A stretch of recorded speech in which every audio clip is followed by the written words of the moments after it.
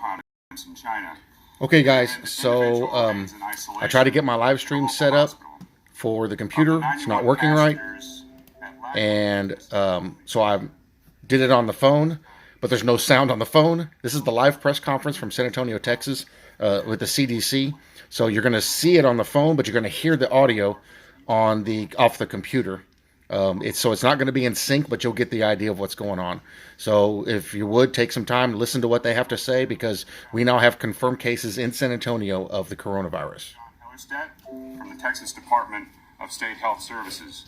We also have with us Assistant City Manager Dr. Colleen Bridger, Director Don Emmerich, and Dr. Anita Kurian from our Metro Health Department.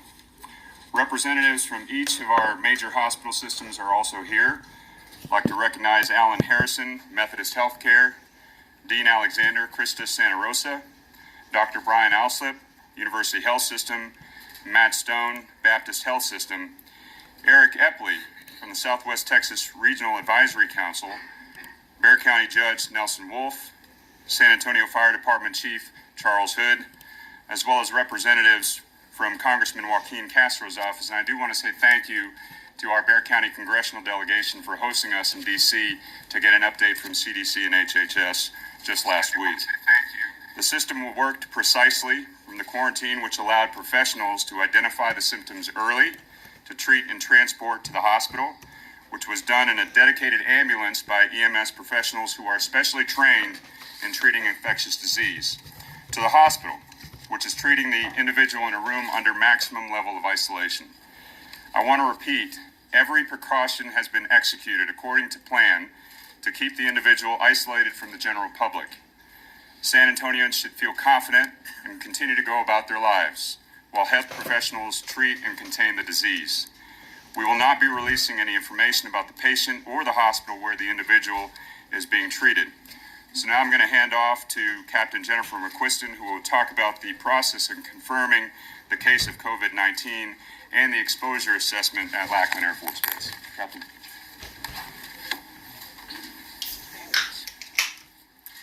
Good morning, everyone. Thank you for joining us, and I know that you're here because you're very interested in making sure that the right information can get out to your viewers and to the public. So as you know, CDC released a media statement this morning confirming the 15th case of COVID-ID in the United States. As the mayor mentioned, this patient was part of the passengers that came into JBSA Lackland, and they have been quarantined. They were issued a 14-day federal quarantine order, and we are tracking February 20th as day 14 for that group of people. There may be additional cases that we identify. I do want to prepare you for that. We're still within the potential incubation period for coronavirus for people coming out of Wuhan city in China. We continue to monitor these passengers every day, twice a day, with temperature checks. We're looking at symptoms. And the moment we suspect that anyone might have coronavirus based on their symptoms, we will immediately use the exact same system to send them to the health centers that will be able to care for them properly and keep them isolated. I really am very pleased to be part of this response. It has been wonderful to work with everyone, and how seamlessly it all went, I think, is a testament to the fact that we've been preparing for this since day one. Federal quarantine is working. When we find someone in quarantine or are able to keep them isolated, that is the entire reason for it. So now I'm going to turn it over to Commissioner Hellerstadt, who is going to have a few words for Texas.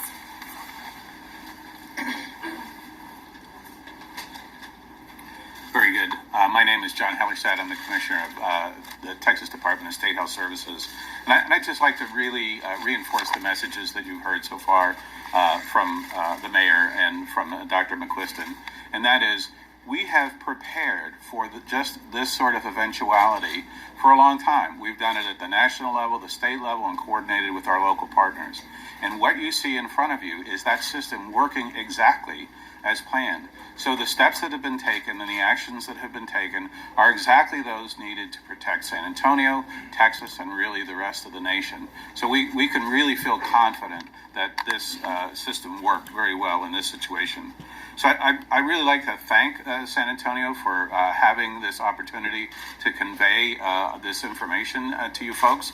I want to assure you that we have ongoing and very close coordination and cooperation with the CDC at my level at the state, the Texas Department of State Health Services, as well as our city and county local health departments, including your San Antonio Metro Health Department here. We share information on a daily basis. We make sure that we understand the situation the same way, and we make sure that we get the message out to folks that is a consistent message. That's extremely important because obviously people are concerned about this virus. They should be concerned about this virus, but they have steps that can be taken. It's a virus that's similar. It's in a family with many other viruses, and the kind of things that we've been telling you all to do all along to protect yourself against the flu are exactly the kind of things that will work in this circumstance. So please understand that message, amplify that message for the folks that you talk to and that you interact with. Use the websites that are at the CDC, at the Department of State Health Services, and at the city and county local health departments. They're really all linked together and provide excellent up-to-date information. And go ahead and take those steps that people can take to protect themselves from every kind of germ. So hand washing, covering your cough with your sleeve, washing your hands. I said that twice already. Using hand sanitizer if you don't have access to soap and water. Stay home if you're sick, and disinfect the frequently touched surfaces. Those things work. We know that those work against every known germ that's out there. It works against this virus as well. So with that, I'll really kind of conclude my remarks and turn it back over to the mayor. Thank you. Okay, excuse me, and I mentioned the folks who are here today, so at this time, we'll take any questions that you have. Mayor, when the people who are being self-quarantined, are you guys going to be doing more now that there is this confirmed case? Dawn, you want to take that one? Let me do it. So as far as I'll let Captain McQuestion answer the CDC response, but as far as the local community here goes, no, nothing has changed for us. The risk at this time to the community here is still considered low. So everyone who's involved in the response to take care of both the passengers who's come in and the passengers who have come in and the patient who is at the hospital, they're wearing personal protective equipment that will protect them against exposure. Everyone involved in the response is also monitoring their temperature twice a day, checking in with their teams that they're working with. So we are being very careful. Even though we are taking the precautions and wearing the personal protective equipment, we're still monitoring them. Dr. McQuestion, what's being done at the Lackland quarantine right now? We know one of these people who was evacuated now has it. What's being done to make sure that there are not more people in quarantine that this is going to be spread to? So I'm happy to tell you that I was able to share this information with the people who are still in quarantine today. They were very grateful to get the information. For the most part, the people in quarantine are not doing much associating with each other. They're staying with their families in their rooms. They are a little suspicious of each other. They're starting to get to know each other, but all of the activities that we have where we announce new information, they're all outdoors so that there's less of a chance of spread when you're not doing those things indoors. And they're staying strong. They want to come through these 14 days so that they can get back to their family and their loved ones and not risk spreading this virus to them. Was this person alone in their room? This individual was a solo traveler. You said they're outside now. Is there a concern because they're spending time outside that the virus might be able to spread to the greater Lackland area? No. So as I mentioned, we're monitoring everyone's temperature twice a day, and we're looking for symptoms. And this virus is known to mainly be spread through small droplets by coughing, and those droplets don't spread very far through the air. Doesn't the public deserve to know what hospital this person is taken? I understand that people are curious, but for the safety of the patient, CDC is not releasing the name of the hospital. Could you elaborate a little further as far as why we should expect perhaps some eventuality of other cases and how we should be prepared? Sure. So an incubation period is the time from when a person is exposed to virus till they develop symptoms. The 14-day quarantine period is designed to cover that period of time. So we are on, I think we're on day 7 of quarantine now. So we are right in the middle of that potential incubation period. So it is not surprising that maybe someone would have developed symptoms in this time frame, and we're going to continue to be watching people during the whole 14-day quarantine period. Does this extend the 14-day quarantine period? So at this time, I don't have any information from CDC saying that we would extend it. We are going to do a very thorough investigation of where this patient went when they were inside quarantine, what the room was like, who may have gone in and out of that room, and we will be monitoring those individuals. How was this person transported from the base to the hospital? Was it a city ambulance or a private company or what? Does the city want to take that question?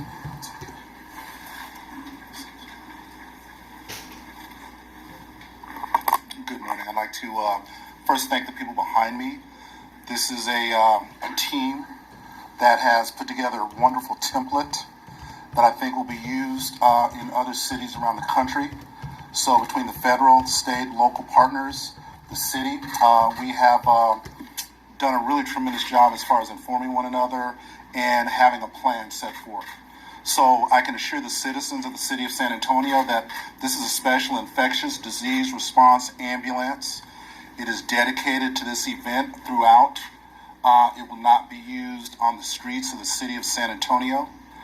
Also, we have over 30 members. The first team in the state has been dedicated as an infectious disease response unit. So that happened in 2018. So we have the team in place.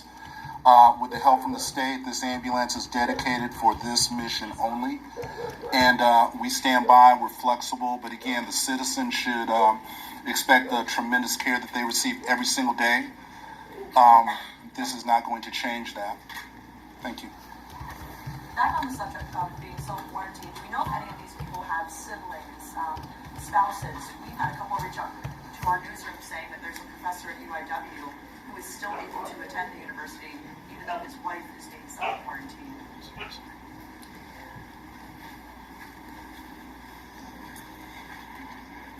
So I'm not familiar with that particular situation, but I can tell you that the quarantine that people are in here at JBSA Lackland are based on their exposure back in China. So that is what they're being quarantined for.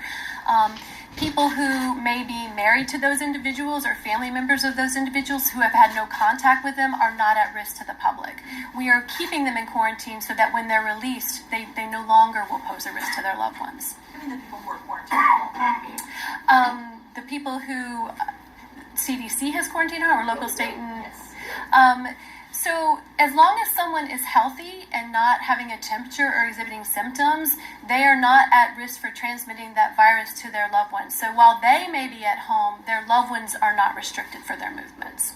We know that you cannot release some details about the patient, male, female.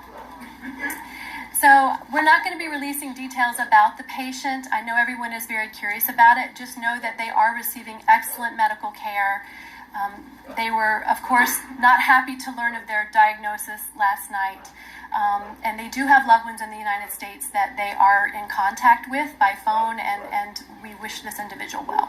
Can you share a little bit of the timeline of when they displayed symptoms, what symptoms they were, and then when the test was positive? Because I understand it takes a little while for the test to actually go positive.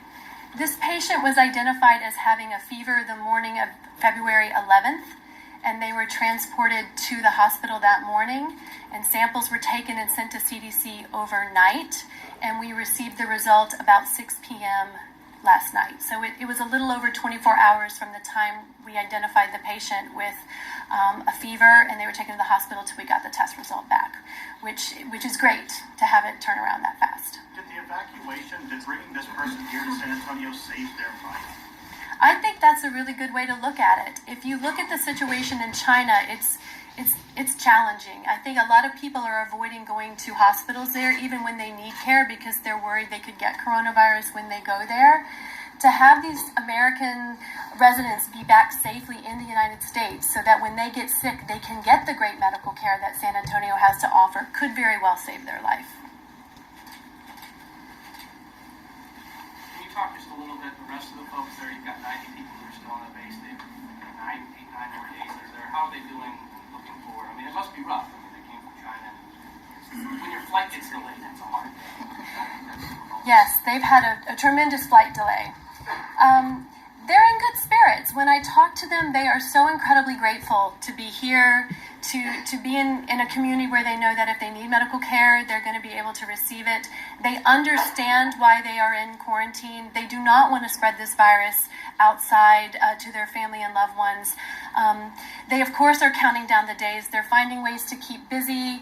They're online with their own electronics. Some of them are taking classes. They might be university students back in Wuhan, and they're still trying to learn. They might still be working remotely. So they're trying to carry on life as they can behind the fence, as we call it. Someone wants to escape from that. Well, I'm sure that if we told them that they were safe and their quarantine was over, they would be ready to go at any moment. But no.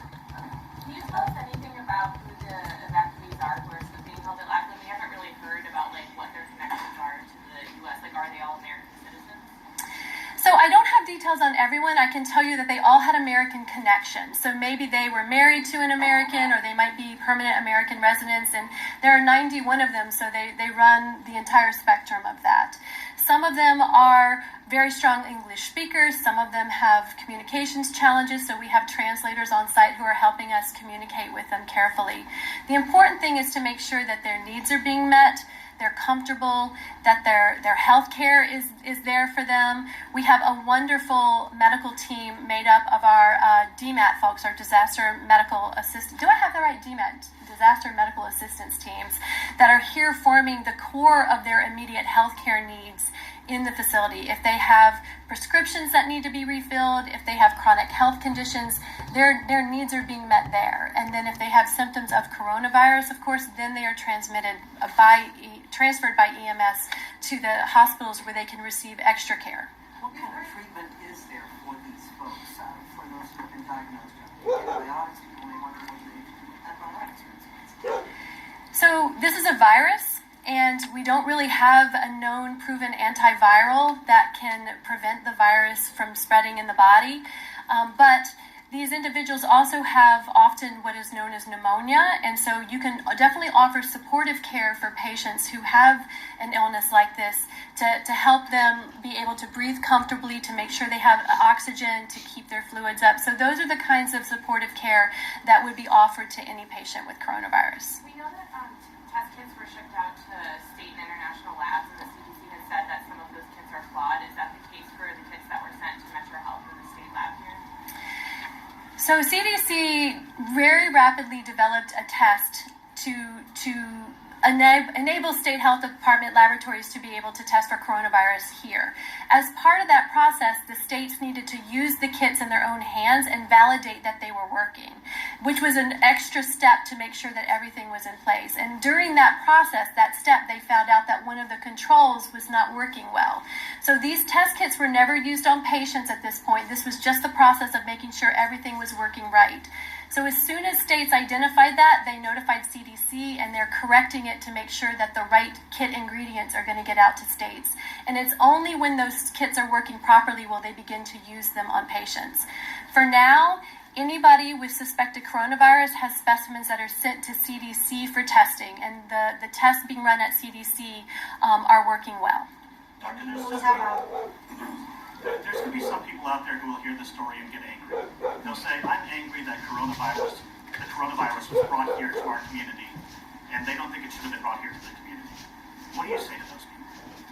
I can understand how community members may have questions about why this happened in their community, but I think it's really important to also have empathy for people who might be caught in China, who should be in America and cannot get back, and think about what it would be like if you or a loved one was over there and what you would want us to do for them. We're Americans. We bring our people home and we take care of them, and that's really what lies at the heart of this mission. And I would say that because we know people have questions and we know that they can be confused, that's why this 14-day federal quarantine order was issued, so that we could ensure people that this was going to be done safely. Could someone have an antidote or a vaccine developing or something? I do know that scientists are very busily working on whether there could be antivirals that might work, whether they're developing a vaccine. But for me, I've been very focused on the day-to-day operations here in San Antonio, and I don't have the latest information on what CDC and NIH may be doing on that. May we hear from the council member representing the Lackland area, just to get some feedback from the council member about what they'd like to see in their constituents? I'm happy to answer any questions that you have. Would you speak to those constituents who live and work in that area?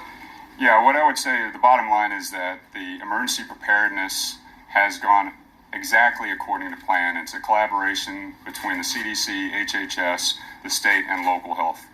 And San Antonio residents should have every confidence in the world that they can continue their lives on an irregular basis. The individual has been quarantined exactly according to plan, and they will continue to monitor the situation.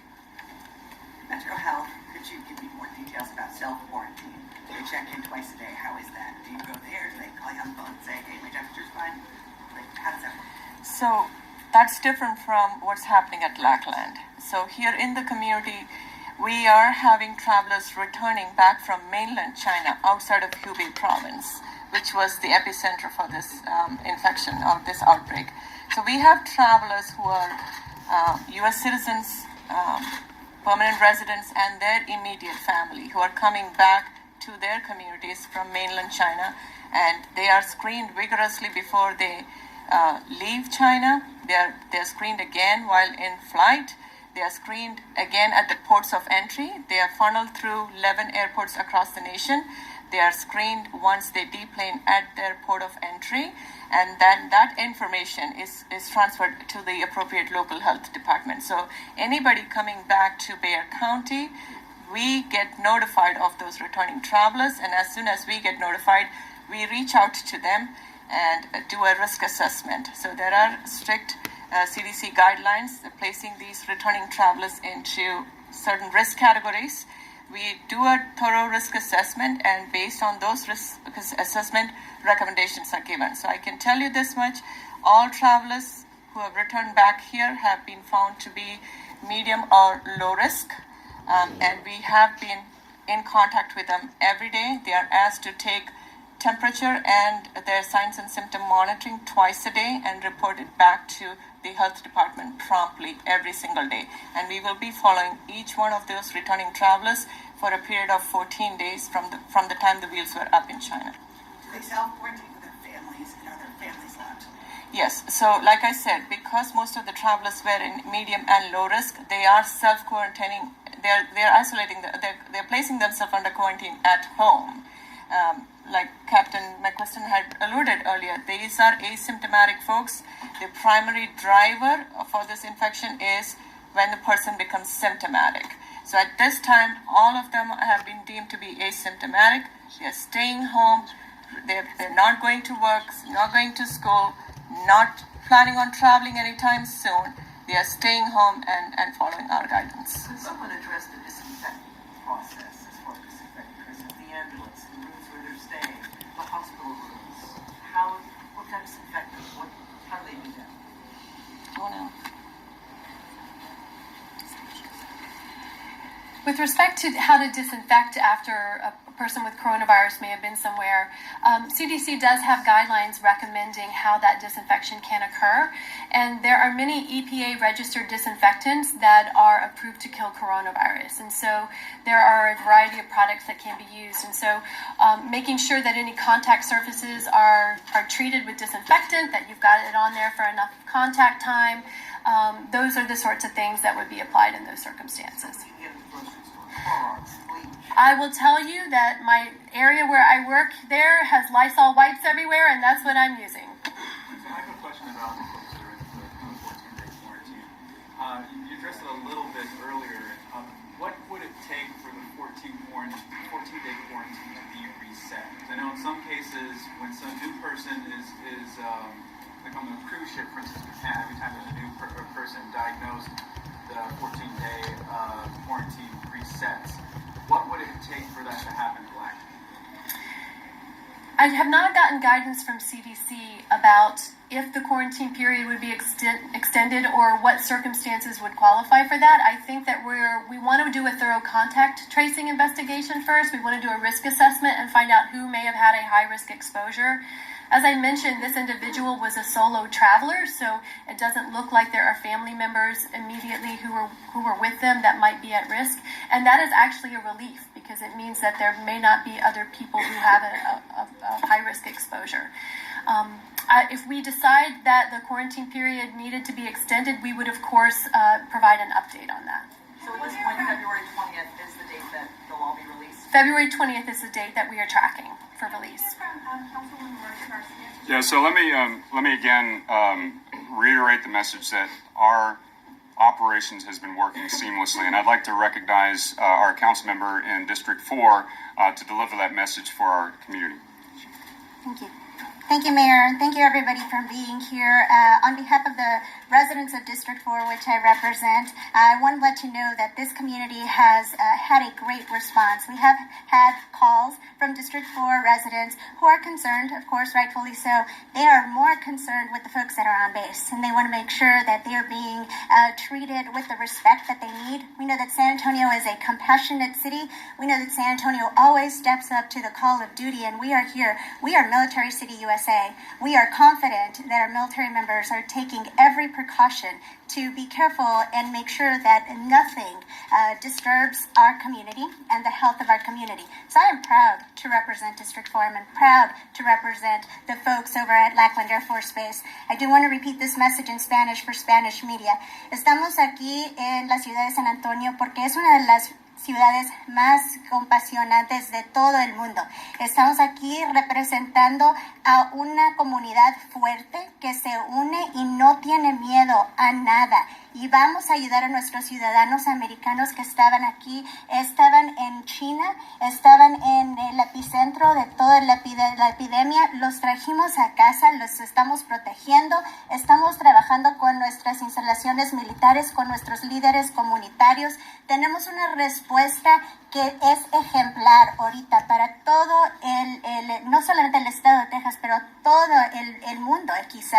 Estamos tratando a estas personas con compasión, con dignidad y vamos a seguir haciendo todo lo posible para que nuestras personas se sientan bien, se sientan como que son personas humanas, son seres humanos. Quiero repetirles que si ustedes tendrían familia, si ustedes estuvieron en China, ustedes quieren que sus familias que tengan cuidados. El gobierno nos trajo a nuestras personas para cuidarlas. So again, reiterating the message that the mayor and the folks here have said, these are people from the United States. Our military, our CDC, our entire federal government are taking care of our own people. We are responding to the call of duty as usual, San Antonio, and I'm proud to be a San Antonian. And thank you so much for the media for spreading that information correctly. So we know there's a lot of misinformation that can happen out there. We know that there's a lot of miscommunication. I want to thank the media for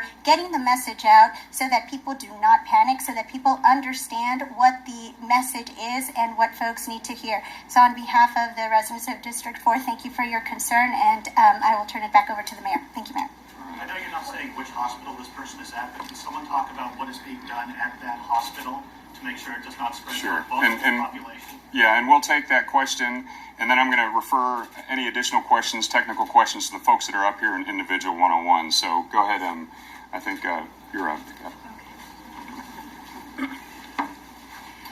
The hospital that is housing this patient has them in a negative pressure room, meaning that air does not flow out, it only flows in, and they are in isolation, and people who go in to take care of that patient are in full protective gear. And will that person be spending 14 days in that area? That person may spend more than 14 days in that area if they are sick enough. I think the key is that you have to monitor them and you have to do additional testing to make sure that they clear the virus. Do we know how sick they are? Like, what's their current condition? I don't have an update on the current condition. They were ambulatory when they left, and they're getting excellent care. Thank you all very much, and anyone up here is available for one-on-ones as well. Thank you all for coming.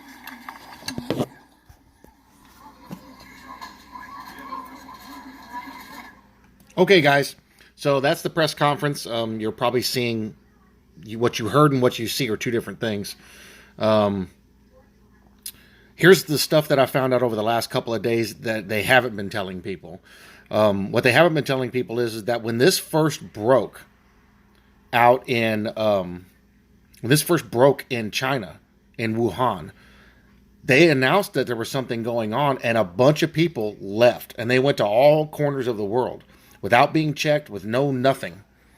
They went out there and they went back home, didn't tell anybody what was going on. Well, when it hit the news and everybody got excited, then they decided, oh, hey, we need to go and find all these people. They've been running all over the world trying to find these people, and when they do, and a lot of them came back here, when they do, they put them on home quarantine immediately. Yeah, there was I don't know if it was in 5 million or not, but there was a whole lot. So what they've had to do is go track these people down, get them on lockdown on home. The other thing they're not telling you is that people who maybe had this a little bit and were cleared. There was a couple here in San Antonio. They cleared them last week, sent them home, met them at their front door before they got there and said, hey, you got to go on quarantine. We think you may be carriers indefinitely, because they found out that even after they cured people, they were still carrying it. They found out some people who were exposed to it don't get sick, but still carry it. So anybody who's been exposed in any way, and they're able to prove there was exposure, are going into quarantine. They're not telling you how many people they're putting in quarantine. There are a bunch of people in San Antonio on home quarantine. They're delivering food to them and everything because they were exposed but didn't get sick, and they're still spreading it around. So this was all part of the plan. That's why they didn't announce it right away, which they should have, because evidently a bunch of people got sick and everything went haywire long before they reported it on the world news. So that's why I say make sure you've got those Clorox wipes. Make sure you've got hand sanitizer. When you go to the grocery store, use your hand sanitizer. When you get home, take your Clorox wipes, wipe all your stuff down. You lessen the amount of opportunity for you to get sick from this stuff. But evidently it's everywhere. Montana they have people on quarantine. Georgia had put 200 people on quarantine. Over and over and over, everybody's got people on quarantine all over the country and all over the world. So you guys know what to do. You use your proper precautions. This isn't something that you need to shut down about, but it's definitely something we need to pay attention to, because this is getting worldwide. It's everywhere. So be careful, guys, and don't let them give you information that's going to make people placate this or take this too lightly. Make sure that it is airborne. Make sure that you take your proper precautions. If you need to get gloves, if you need to get paper masks, the minimum mask you need is an N95. It doesn't stop biologicals, but it can help because of the dust particles. And so, use your own best judgment. But clearly this is going on. I've been doing a bunch of research trying to find if any particular groups have been targeted by this thing, because some people are exposed but don't get sick. And then they go run off and spread it around all over the place. So even they're having to go into quarantine, and they're not sick. So this is a very bad situation. So be careful, guys. I love y'all. Thank you for joining the live stream. I promise I'm going to get this fixed, so you'll have better quality sound and be able to see it on the screen better. And I'll see you guys in the next one.